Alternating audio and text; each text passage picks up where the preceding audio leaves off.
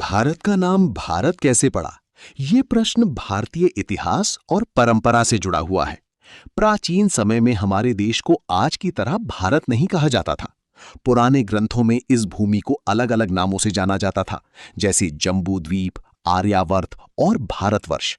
समय के साथ-साथ इन नामों में से भारत सबसे अधिक प्रसिद्ध और प्रचलित हो गया।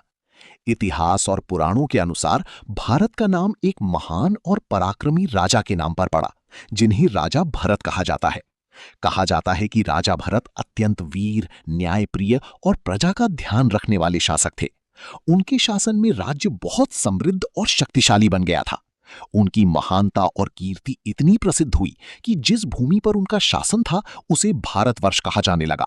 समय के साथ यही भारतवर्ष शब्द छोटा होकर भारत बन गया और पूरे देश की पहचान बन गया। प्राचीन ग्रंथों में भी इस नाम का उल्लेख मिलता है।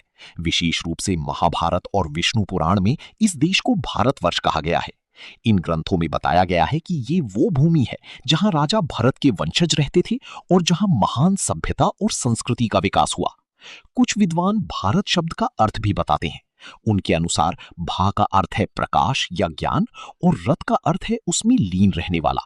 इस प्रकार भारत का अर्थ हुआ वो भूमि जो ज्ञान और प्रकाश में रत है। आधुनिक समय में भी हमारे देश का यही नाम आधिकारिक रूप से स्वीकार किया गया है।